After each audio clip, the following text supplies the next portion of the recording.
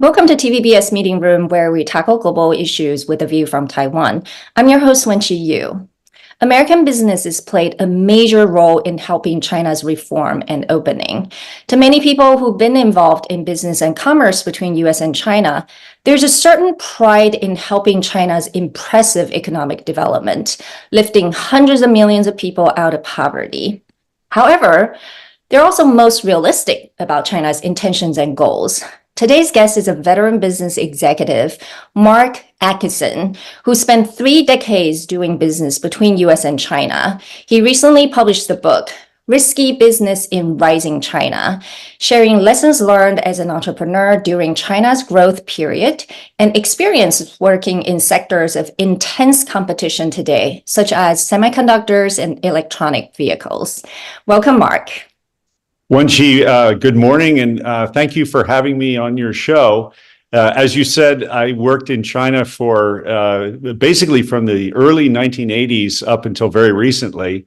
And my career in China coincided with essentially a golden age of market-oriented reforms that resulted in lifting 800 million people out of poverty in China.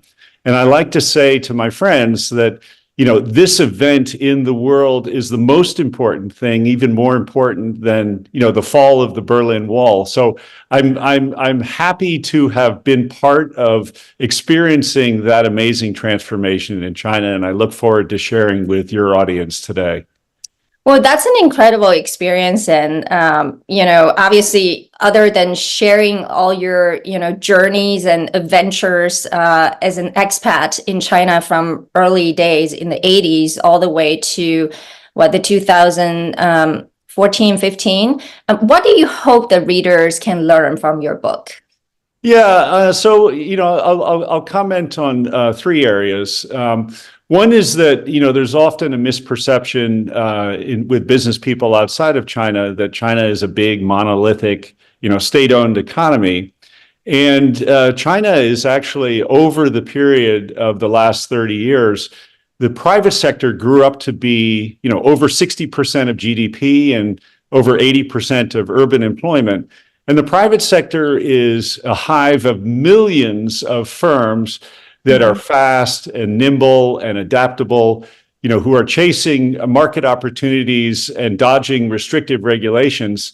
And, Chinese entrepreneurs are free agents. They're eager to do deals, and they're also eager to partner with foreigners. So, I think number one, the private sector of China offers a lot of opportunity.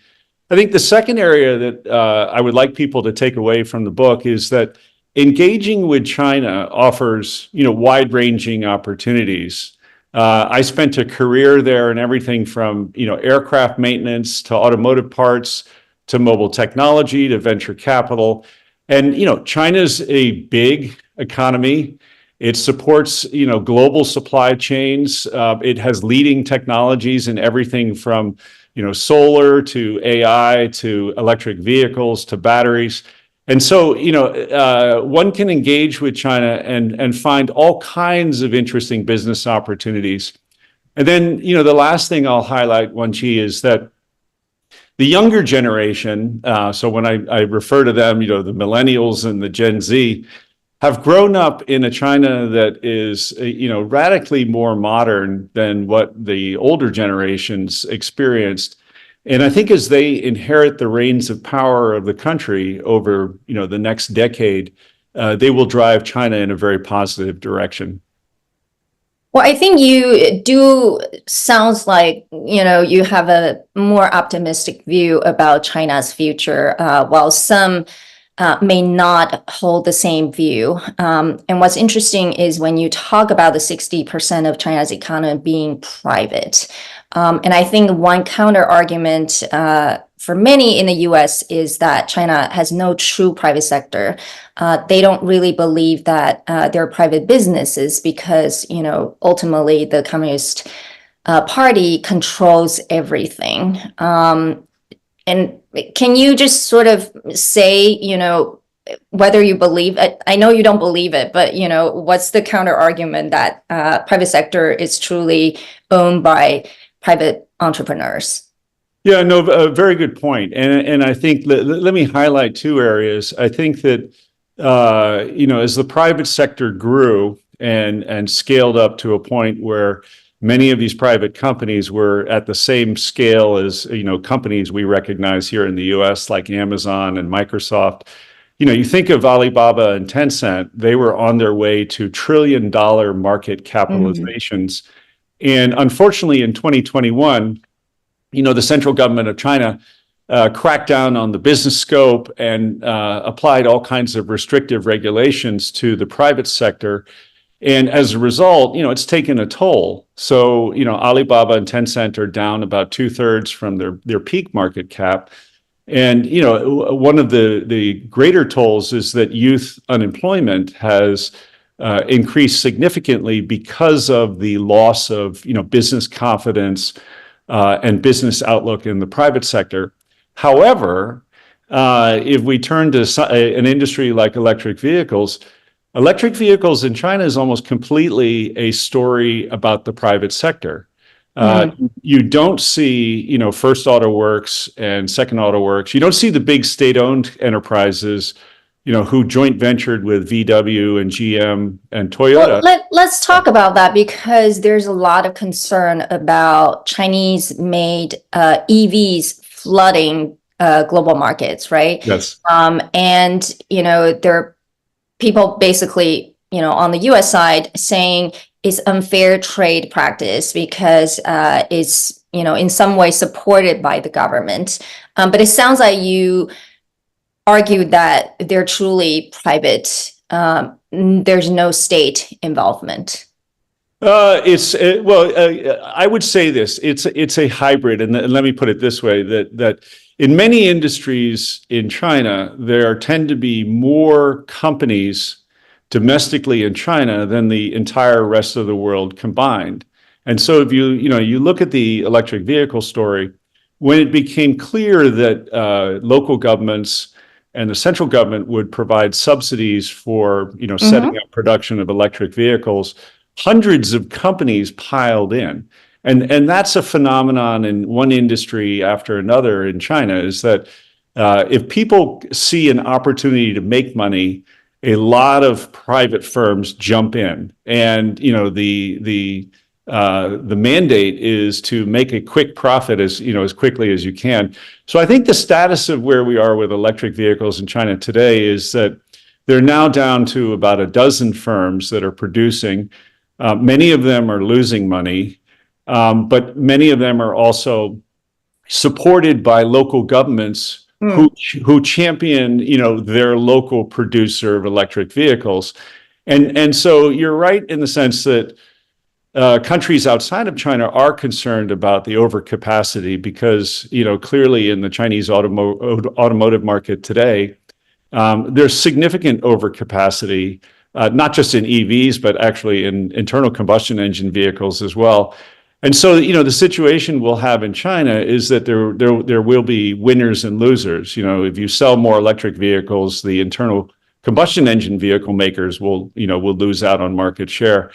I think that what will happen internationally, and this is actually maybe also me projecting my hope, is that as these private companies look to figure out how to expand their businesses, that they consider putting plants into Europe and the United States. As you may remember, in the 1980s, Toyota and Honda and Nissan all localized production in the U.S., and the U.S. became a major beneficiary of that through, obviously U.S. jobs as well. Job creation, yeah. Yeah, and greater competitiveness.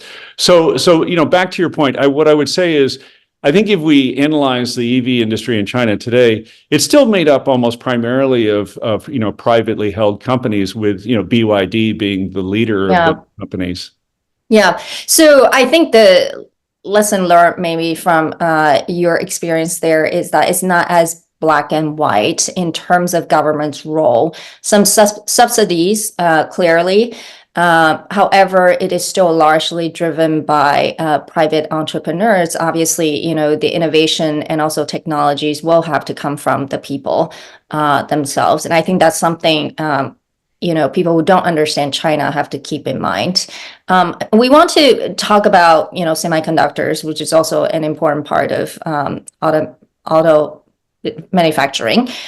You worked for Sony Semiconductors early on, and back then there was a US ban on selling semiconductors to China as well, but chips were still smuggled from Hong Kong to China. I thought that was a really interesting story. And does that tell us something about today's chips control? Yeah, I think that, when we think back to the end of the 1980s, America had a lot of paranoia about the Japanese and the Japanese control of the memory chip market. And, it was clear that at a certain moment in time, the Japanese had a lot of leverage on, IT equipment producers because they effectively controlled most of the memory chip market. And I remember sitting in Sony with the Japanese managers, and we would speak with, American producers of disk drives and other IT equipment in Singapore. And the Japanese basically said, in order to buy our memory chips, you have to buy our, higher value-added integrated circuits as well. So that was America's greatest fear, was that, by controlling that market, the Japanese would then be able to have this sort of domino effect of taking over better, higher and higher value added product. And I think that's, sort of the fear of China. However, what happened, after the 1980s period of Japanese control was that, Japan and Korea ended up over-investing in memory chips. And to a certain degree, memory chips became a commodity in the market. And, now if we fast forward to today with China, I'll make 2 points. One is this point about, smuggling chips in. So we, as you said, we discovered while I was at Sony that when we visited Nanjing, we found dealers in China who were reselling Sony chips that had been prohibited for sale in China. And, when we dug a little deeper, the Hong Kong agents we were working with basically admitted that people were filling suitcases and carrying chips into China. So maybe we'll find NVIDIA chips, smuggled into China in fashion. So, the point I would make about that is that the world is too big and too diverse to try to control access to the technology. And yeah, it's interesting. If you look at today, right? Both US and Japan are starting to reshoring the manufacturing of semiconductors. And you've, watched over the years sort of US and Japan losing their advantage and now trying to regain their advantage.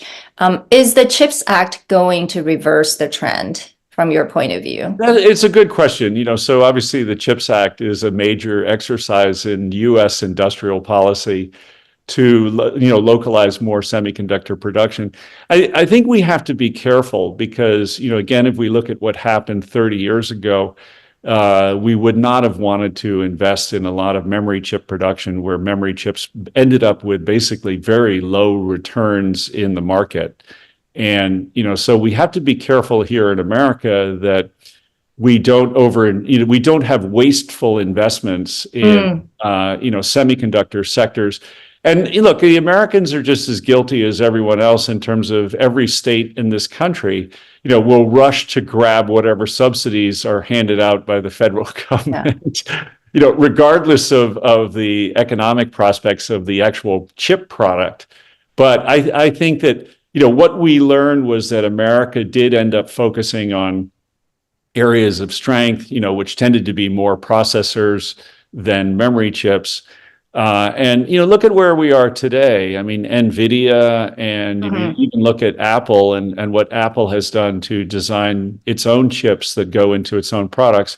Admittedly, there's a security concern about the source of production, that if other more advanced chips in particular. Yeah. I mean, is TSMC ever at risk of a situation where there would be a conflict between Taiwan and China? So there is a security concern about the location of the production, but I would say my general feeling is the Taiwanese are very good at making chips. And just by the way, when I can remember back to 40 years ago, almost when I was in college, that there were lots of Taiwanese in my electrical engineering program studying very large integrated circuits. Yeah. Yeah. So that certainly that hard work translated into a very successful, building of a major industry in Taiwan.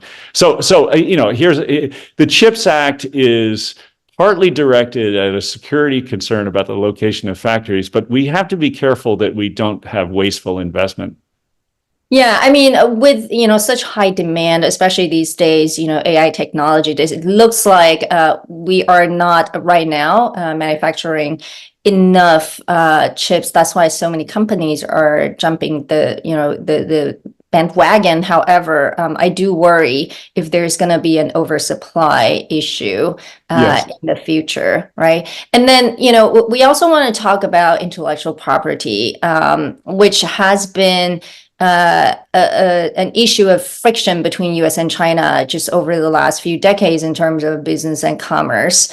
And you use several examples to say that, quote unquote, respect for intellectual property is not on Chinese mindset. What do you mean by that? No, it's a good question. So my personal experience started in the 1980s with everyone can remember that desktop computers were primarily using Microsoft operating systems, and most of that software in China was pirated, and so Microsoft was probably losing 90% of its potential revenues on the usage of its software.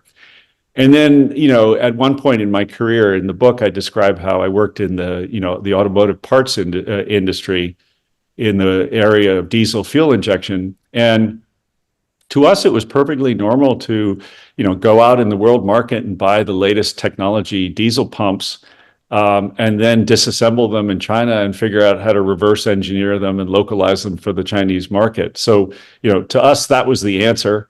And then later on, I worked in the internet area where one could see that many business models were focused on essentially pirating music and video. And then the last example is I worked for an electric vehicle maker over a decade ago called Coda. Mm-hmm. And as part of our business model, we were actually sourcing the production of our batteries and cars out of China. And so our car partner was Chang'an, which is the fourth largest, state-owned enterprise in vehicle manufacturing in China. And Chang'an basically just openly wanted to extort our drivetrain technology and our battery technology from us, and threatened to shut down vehicle production unless we handed it over for free. And think about the fact that U.S. investors had paid hundreds of millions of dollars to have this technology developed, and Chang'an was like, just give it to us, otherwise we're going to shut you down. So let's put this all in context. That, as I described before, in many areas in China where entrepreneurs can see somebody's making money, everyone piles in. And so there's sort of a herd-like activity, and price wars develop and returns rapidly get driven down. So, if you're a Chinese entrepreneur and you're looking to stay alive and stay in business, stealing or copying technology is not seen necessarily as a bad thing, because it's all about speed to market, and it's all about rapidly commercializing technology. So they don't, the legal framework in China is probably not the greatest for protecting intellectual property. But at the same time, you also have a country where 30 years ago, the central government was encouraging players in the economy to, beg, borrow, steal, do whatever you can to get international technology, because it was all about developing a higher standard of living and a more sophisticated economy. So I don't necessarily fault the Chinese. I think that as Americans, sometimes we do have to remind ourselves that the Chinese are very good at very rapidly commercializing technical innovations. And to them, the imperative is do it quickly. Yeah, I have to ask though, you say you don't fault the Chinese, right? but it is a major risk for any business who owns the intellectual property. And now, you mentioned Chang'an as an example. Now I have to worry about Tesla, for example, right? The reason why they are still so invested in China, I almost wonder, does Elon Musk have to worry about it right now? Or maybe he's already so entrenched that he can't pull out in some way. But, obviously the world doesn't work that way, right? And so you do have to respect when, one party puts in the research and the resources to develop certain cutting edge technology. And that is also the reason why I think the world is so wary of China these days, because it's no longer just sort of helping to lift people out of poverty. It's literally, are they following the rules, or are they, playing by rules? And if not, why does the world still want China? Yeah, no, that's a good question, and I do respect, I would say, the legal protection of intellectual property. But, the world we live in is one where a young engineer working at Tesla in Shanghai can very easily just switch over and go to BYD and start working. And probably keep bringing some of the technology. Probably, well. takes very valuable knowledge with them. So I think anybody in the tech sector sort of has to recognize that the transfer of human beings from one thing to another takes place all the time. And just by the way, Wenqi, here in California, the state tends to look down on non-competition agreements. So the state of California itself recognizes that, young, capable, skilled engineers sort of need to move from one company to another and can't be. Yeah, there's the non-compete agreement among the recruiters. Yes. Yeah. So, then the flip side is, can you base a strategy completely on stealing and copying? And the answer is no. If I dial back to 2007, nobody could have foreseen the Apple iPhone. And what an amazing breakthrough. I remember when I heard that Apple was making a phone, and in those days, you could probably remember that Nokia had, basically. Yeah, the flip phones. Yeah, a really simple phone, and Motorola had a phone, and the Chinese were coming along, with things that looked like Nokias and Motorola's. And out of nowhere, Steve Jobs created this amazingly new device. And, even today, let's put aside government restrictions on buying iPhones. iPhone still has a decent market share inside of the Chinese market, even if you put aside, Xiaomi and Huawei and everybody else. So I think here in America, one of the things that comes out in my book, I talk about America being the alpha guys, where we are very good at fundamental breakthroughs of technology. We're not necessarily as good as the Chinese at rapidly commercializing it. Yes. And that's our own weakness, that we need to work on. But, look at Elon Musk. He was a guy who wasn't even a car guy, and out of nowhere, he created an electric vehicle business that became more valuable than every other car company in the world combined. I think this is going. Yeah, I do think this is going to be a major, difference, right, between the Chinese model and American model, sort of who owns the right to the original idea. And if you take the idea and then, maybe adaptive, turn it into something different, slightly different, even just slight, does that infringe on your intellectual property rights? And if you look at almost everything China is selling that, it's all slightly different from the original very big idea. And so it is something I think they're very used to, but I'm not sure if, again, right, the US or the West-led kind of, market practice would, truly embrace or accept that behavior. And so China, I would say, obviously after your departure in 2015, has undergone a very different period of growth and development. And you said China is likely to become the model of Singapore. And what do you mean by that? Yeah, so let me elaborate a little bit on that. I mean, obviously, the comparison of China and Singapore of 1.4 billion people versus 6 million people is not a great one. But let's start by, if you look at the Chinese government, the central government, the challenge they have is that as the economy naturally slows down, we move from growth rates of 10% down to 4% or even 3%. There's going to be, some level of discontent, and there's going to be, feedback from the general Chinese population of what's the value add of the Chinese government. And we all know that the central government is an authoritarian government that often, applies the law arbitrarily. Yes. So that's called rule by law rather than rule of law. Rule of law, yeah. But what's kept the central government in power is performance legitimacy. So the amazing success over decades of pulling all these people out of poverty and making people wealthy in China has given the Chinese government overwhelming support. And the Chinese government even today has the overwhelming support of most of the Chinese population.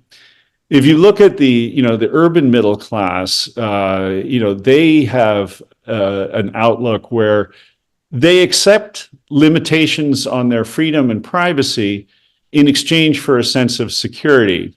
And stability. Yeah, and stability. And what I mean by that is, Li Keqiang, the previous premier, had said at one time, that we have to remember that 600 million Chinese only make $140 a month.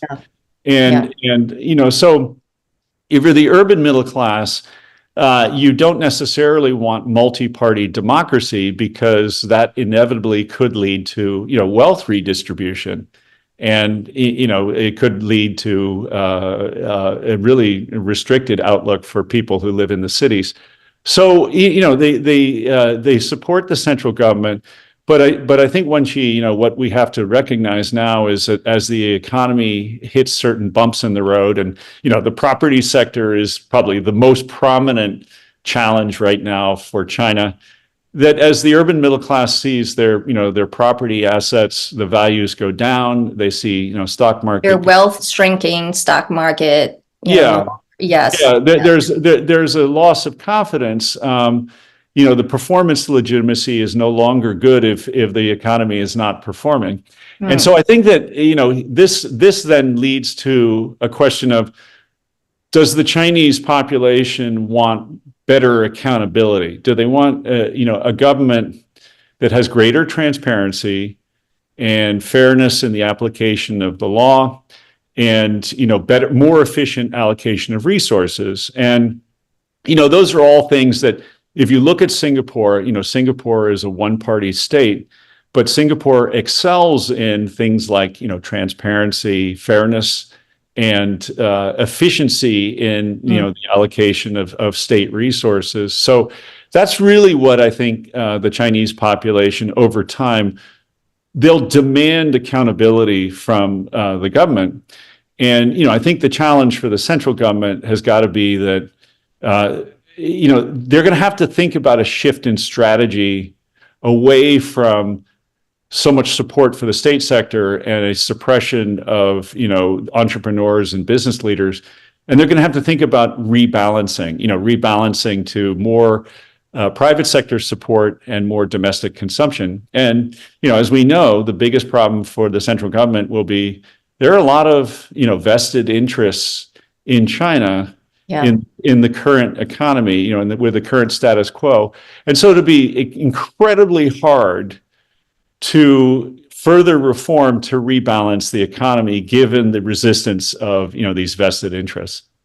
Yeah, I think the Singapore example probably is best described as,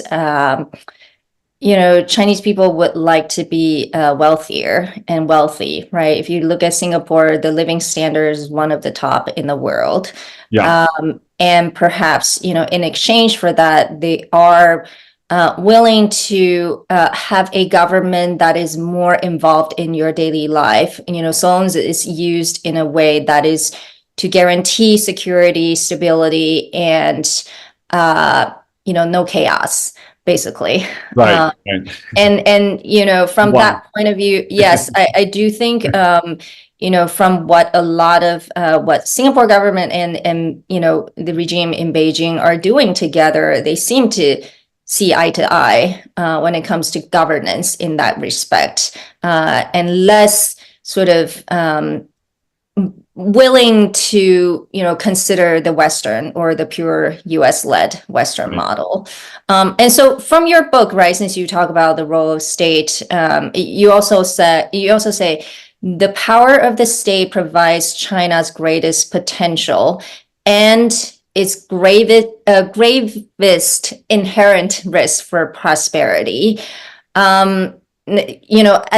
We still have to discuss, how much the Communist Party should really control the government, society, as well as the economy. That's fundamentally the big question. Yes. And do you think China, to have a better future, will need the party's stronger control? Good question. So, what I see today is the central government is making a major effort on industrial policy to, Xi Jinping talks about new productive forces, and, let's invest state resources and local government resources in new technologies and higher level manufacturing. And that's all good. But, the problem is that, as we know, when governments do things like that, there tends to be a lot of corruption. There tends to be, a lot of betting on the wrong companies and big distortions in the market. And, in America, we live in a world where there's checks and balances and, separation of powers, so that the federal government and the state governments are really, relatively speaking, not that powerful. And the risk for China is that if the central government suppresses the entrepreneurs and the business leaders, they're really putting a brake on economic growth. And I, based on my experience over decades in China, I feel that the central government of China should get out of the way of Chinese entrepreneurs. So I'm a believer, Wenqi, in that Air China should be private, China Mobile should be private, Bank of China should be private, and just let them rip. And that the central government should become a very powerful regulator, which is perfectly fine. But the problem here, Wenqi, is that the companies I just mentioned all have vested interests who will resist, the privatization of their businesses. Yeah. Well, I think on that note, we can all see that Beijing is still trying to find the right balance, and probably the middle balance point is constantly moving depending on the current state of China as a country, as an economy and society. But there's never a dull moment when it comes to China. And so thank you for being on our show to share your, decades of experience doing business and living in China. Also a very interesting view that, you don't normally hear in the US or in the Western society. So thank you so much. And thank you, Wenqi, for having me on your show. Thank you.